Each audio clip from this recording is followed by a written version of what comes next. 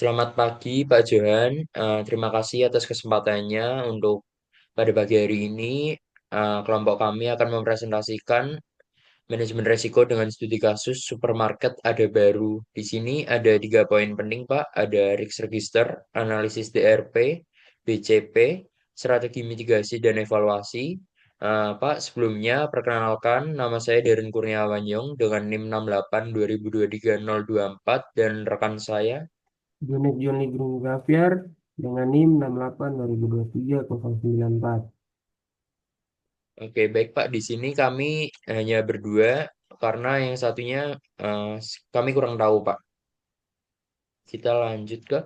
Jadi di sini ada profil organisasi dari Ada Baru itu tersendiri. Di sini fokus bisnis Ada Baru tersendiri itu ada retail kebutuhan harian Pak. Kemudian ada layanan pelanggan di lokasi fisik. Kemudian tujuan dari manajemen risiko ini untuk meminimalkan potensi kerugian. Selanjutnya ada menjaga kelangsungan bisnis. Selanjutnya ada meningkatkan kepercayaan pelanggan. Oke, kita masuk ke kriteria dampak risiko perusahaan. Di sini ada indeks 5, dampaknya katastrofik, deskripsinya sangat tinggi, kurang dari 0,8 BTR atau 8.000%. Dampak pada sasaran strategi organisasinya mengenai pencapaian seluruh organisasi. Kemudian eh, signifikan, dan deskripsinya tinggi, target 5% dari target, kemudian ada 6.000%, kurang lebih dari 8.000%. Dampak pada sasaran strategi organisasinya mengganggu sebagian besar proses sasaran strategi. Kemudian ada moderate, deskripsinya sedang, kemudian dampak pada sasarannya adalah menurunkan efektivitas bagian indikator utama. Kemudian ada minor, rendah, berpengaruh minor pada satu arah atau dua indikator. Kemudian ada insignifikan, sangat rendah, hampir tidak berpengaruh terhadap sasaran strategi. Kemudian ada kriteria peluang terjadinya resiko-resiko perusahaan. Di sini ada katastropik sangat sering terjadi sebanyak 1 kali setiap bulan dalam 1 tahun 12 kali. Sini ada signifikan, sering terjadi 7 sampai 11 kali dalam setahun. Sini ada moderate mungkin terjadi 5 sampai 6 kali dalam 1 tahun. Kemudian ada minor yang sangat jarang terjadi 3 sampai 4 kali dalam 1 tahun. Kemudian ada insignifikan, sangat jarang terjadi kurang dari 3 kali dalam 1 tahun. Kemudian risk appetite dari Ada Baru, yang pertama ada risk ID, yang pertama extreme high sangat tinggi, kemudian high resiko lumayan tinggi, kemudian ada extreme high yang sangat-sangat tinggi, kemudian ada residual risk, ada medium risk, low risk, medium risk juga, kemudian ada risk appetite, ada medium risk, low risk, sama medium risk. Eh, Kemudian kita masuk ke BTR dan kertas kerja. Di sini barang yang didagangkan menghilang tanpa terjadi penjualan. Jadi yang pertama terjadinya kerugian pada inventaris yang mengalami kerugian 600 juta, kerugian finansial. Kemudian terjadi kehilangan stok barang yang mengalami kerugian 12 juta, rata-rata kehilangan. Total dampak finansial risiko overhead adalah 612 juta. Kemudian ada rencana penanganan risiko, menambah jumlah CCTV yang ada dengan biaya 60 juta, menambah 10 CCTV baru, harga per CCTV itu 6 juta, kemudian melakukan patroli secara rutin, ketat dan terjadwal dengan harga 40 juta, itu keterangannya menambah security, kemudian melakukan evaluasi SOP keamanan dengan 10 juta, meninjau dan memperbaiki prosedur keamanan yang sudah ada. Dengan total biaya penanganan risiko 110 juta, total nilai dampak finansial risiko residual adalah 550 juta. Dampaknya 22,92%. Kemudian data tidak sesuai karena terjadi human error. Yang pertama, dampak finansial risiko internet salah dalam mengambil keputusan. Itu mengalami kerugian 500 juta. Kemudian laporan keuangan yang tidak sesuai, mengalami kerugian 10 juta. Total nilai dampak finansial risiko inherit adalah 510 juta. Kemudian rencana penanganan risiko, melakukan SOP dengan validasi ganda dengan biaya 50 juta dengan cara menambah audit, kemudian melakukan pelatihan akuntansi dasar dengan biaya 70 juta. Deskripsinya adalah menggiring orang untuk melakukan pelatihan dasar. Kemudian yang ketiga, ada melakukan otomatis dalam penginputan dengan biaya 100 juta, menggunakan sistem otomatis untuk mengurangi kesalahan input data. Dengan total penanganan biaya risiko 220 juta. Total nilai dampak finansial risiko residual adalah 400 juta. Eh, Kemudian dampaknya 16,67%. Kemudian BTR dan kertas kerja yang ketiga. Kasir tidak bisa input transaksi saat sistem error. Yang pertama, dampak finansial yang terjadi adalah reputasi supermarket menjadi rusak, 400 juta.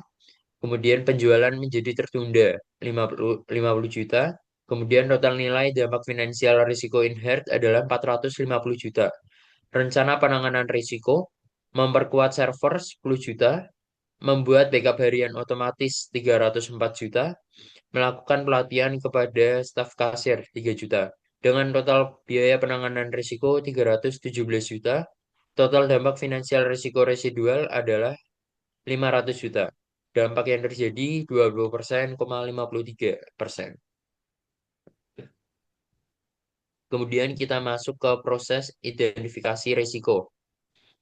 Risiko yang pertama itu aktif statusnya, peluang atau ancamannya kategori risiko operasional atau infrastruktur. Kemudian yang kedua, kategori risikonya finance atau keuangan. Kemudian yang ketiga ada operasional atau infrastruktur. Baik, kemudian masuk ke identifikasi risiko. Yang pertama ada di bagian operasional, menjaga keamanan dan stok barang. Periode identifikasi risikonya di tahun 2025. Barang yang didagangkan menghilang tanpa terjadinya penjualan. Yang pertama ada pengawasan yang kurang menyeluruh. Yang kedua ada CCTV tidak berada di semua area. Indikator resikonya ada satu barang hilang dari jumlah laporan stok yang ada. Selanjutnya ada ditemukan gerak-gerik yang mencurigakan. Kemudian ada faktor positifnya adalah terdapat keamanan berupa CCTV. Yang kedua ada sistem otomatis untuk mengecek stok. Kemudian bagian keuangan, ada kesalahan input laporan keuangan, data tidak sesuai karena terjadi human error. Akar penyebabnya adalah pegawai kurang teliti. Yang kedua ada proses masih manual. Kemudian ada indikator risiko, adanya selisih pada laporan. Kemudian terjadi resiko transaksi aktual. Faktor positifnya terdapat software akuntansi, kemudian terdapat template laporan. Selanjutnya salah dalam mengambil keputusan, kemudian ada laporan keuangan yang tidak sesuai. Kemudian masuk ke unit kerja yang ketiga, ada teknologi informasi, gangguan sistem pos, kasir tidak bisa input transaksi saat sistem error. Akar penyebabnya adalah server overload. Kemudian tidak ada backup data. Kemudian indikator resikonya ada sistem pada toko sering hilang, menyebab antrian sangat panjang, kemudian komplain dari pelanggan. Kemudian faktor positifnya ada SOP restart sudah tersedia. Tim IT tersedia di jam operasional. Baik, selanjutnya akan dilanjutkan oleh rekan saya, Pak. Sekarang masuk di risiko inherent. Probab- Yang pertama probabilitasnya 4 atau berat, lalu dampaknya 4 atau berat. Skor risiko inherentnya adalah 16, tingkat risiko inherent extreme high, dan probabilitas risiko inherent kualitatif adalah 60%. Dampak finansialnya adalah Dampak finansial risiko inheren adalah 612 juta. Lalu nilai bersih risiko inheren 367.200 juta. Lalu yang kedua, probabilitasnya 3 atau sedang, dampaknya 3 atau sedang, skor risiko inherennya 9, lalu tingkat risiko inherennya adalah high risk. Lalu probabilitas risiko inheren kualitatif berupa 40%, lalu dampak finansial risiko inheren adalah 510 juta. 510 juta. Lalu nilai bersih risiko inheren adalah 204 juta. Lalu yang ketiga, probabilitasnya 3 atau sedang, dampaknya 5 atau sangat berat. Lalu skor risiko inherennya adalah 15, dengan tingkat risiko inheren adalah extreme high. Probabilitas risiko inheren kualitatif berupa 80%, lalu dampak finansialnya risiko inheren berupa 450 juta rupiah. Lalu nilai bersih risiko inheren adalah 360 juta.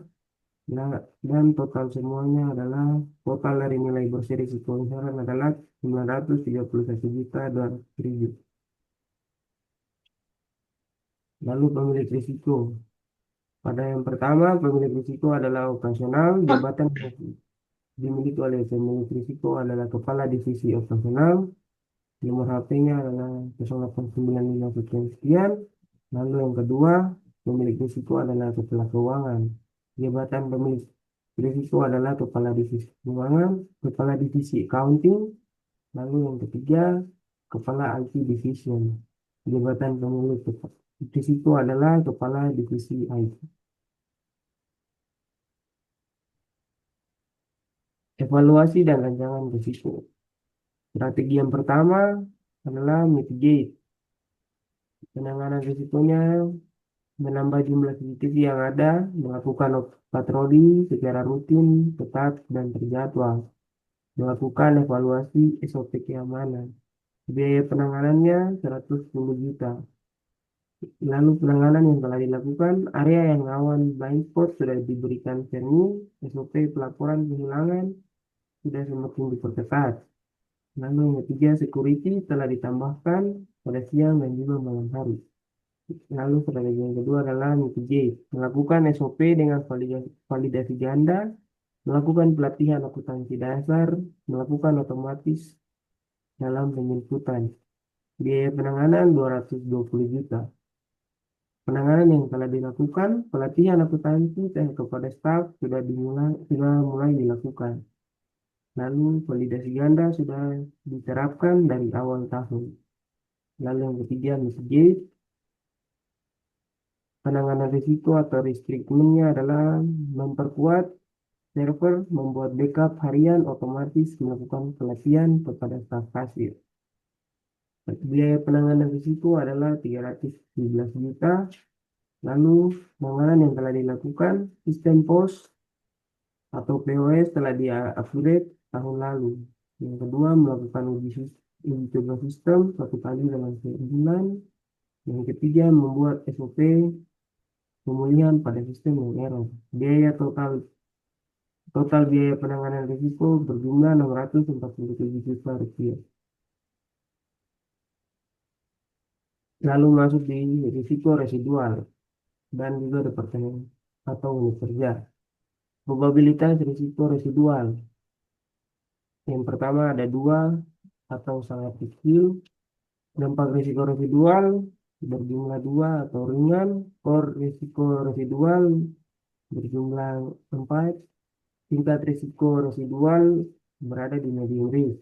Probabilitas risiko residual kualitatif di angka 30%. Lalu dampak finansial risiko residual berada di 550 juta rupiah. Nilai bersih risiko residual adalah 165 juta. Departemen atau unit kerjanya adalah divisi operasional. Probabilitas risiko residual yang kedua adalah ada di angka 2 atau kecil. Dampak risiko residual ada di angka 1 dengan sekali. Lalu skor risiko residual ada di angka 2, tingkat risiko residual berada di low risk. Probabilitas risiko residual kualitatif berada di 30%, dampak finansial risiko residual berada di angka 400 juta. Nilai bersih risiko residual berada di angka 120 juta, pemilik atau departemen unit kerja berada di divisi keuangan. Probabilitas risiko residual berada di angka 2 atau kecil, dampak risiko residual berada di angka 2 atau ringan, skor risiko residual berada di angka 4, tingkat risiko residual berada di medium risk. Lalu probabilitas risiko residual kualitatif berada di 25%, dampak finansial risiko residual berjumlah 500 juta. Lalu nilai bersih risiko residual berada di 125 juta. Departemen atau unit kerjanya divisi teknologi informasi. Total biaya dari dampak finansial risiko residual berada di angka 1.450.000.000 rupiah. Lalu total biaya dari nilai bersih risiko residual berada di 410 juta rupiah. Lalu masuk di risk profile supermarket Tanah Baru. Probabilitas yang pertama ada di untuk risiko yang pertama eh, berada di sangat besar atau risiko sangat besar. Lalu yang kedua berada di sedang dan yang ketiga berada di eh, berat, sangat berat.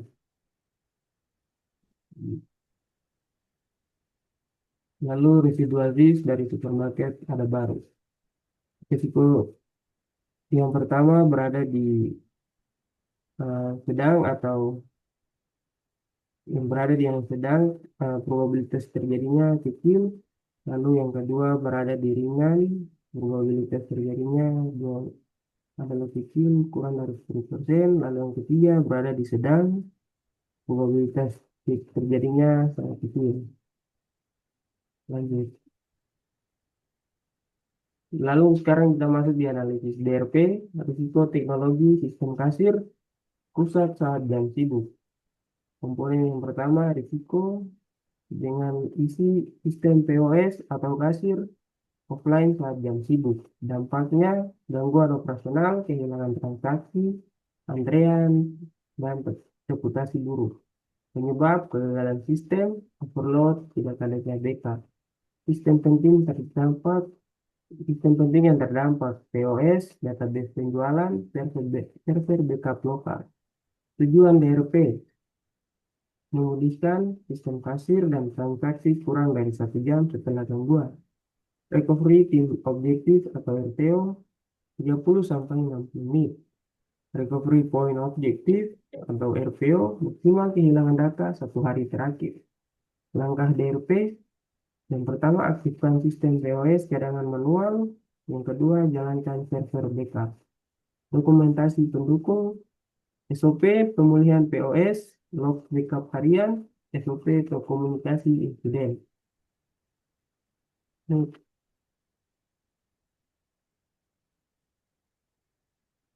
Lalu analisis BCP, risiko operasional dan keuangan. Tujuan BCP menjaga kelangsungan operasional supermarket saat krisis, proses bisnis kritis, penjualan atau POS, keamanan barang, laporan keuangan harian. Skenario krisis, pencurian besar-besaran, serangan digital, kontrol mitigasi, CCTV 24 jam, audit stok harian, supervisi laporan keuangan. Strategi kelangsungan, sistem POS, cadangan, staf pengganti shift, backup laporan keuangan offline. Lalu selanjutnya komunikasi darurat, grup WA tim, manajemen, koordinasi langsung antar divisi. Lalu recovery time target, operasional kasir kurang dari 1 jam, sistem laporan kurang dari 1 hari. Penanggung jawab, kepala operasional, kepala keuangan, dan kepala IT. Lalu strategi mitigasi risiko. Fokusnya mencegah dan mengurangi dampak risiko operasional supermarket. Tujuan mitigasi mengurangi frekuensi dan dampak insiden, pencegahan kerugian atau loss prevention, CCTV di area vital, pelatihan staf, sensor keamanan, pengurangan kerugian, APAR atau alat pemadam api ringan, genset darurat, asuransi kebakaran dan pencurian, duplikasi, backup data harian atau backup data harian, lokal, dan cloud, mesin, DC ganda, diversifikasi, kerjasama dengan beberapa supplier untuk produk kunci. Lalu evaluasi dan pengukuran efektivitas dengan fokus memastikan rencana mitigasi dan pemulihan berjalan sesuai harapan. Tujuan evaluasi, validasi fungsi kontrol, temukan celah, ukur kesiapan tim. Metrik kunci atau KPI, yaitu downtime sistem kasir, waktu perbaikan, kerusakan stok, jumlah insiden, keamanan. Aktivitas pengawasan, audit, cek APAR dan genset, audit kasir, dan stok opnam. Lalu testing, simulasi darurat, dan uji restorasi data. Laporan dan dokumentasi, laporan audit, log pemeliharaan, catatan hasil simulasi. Lalu siklus perbaikan atau PDCA, perbarui SOP, lakukan pelatihan ulang, update dokumen, BCT, dan BRP. Sekian dan terima kasih.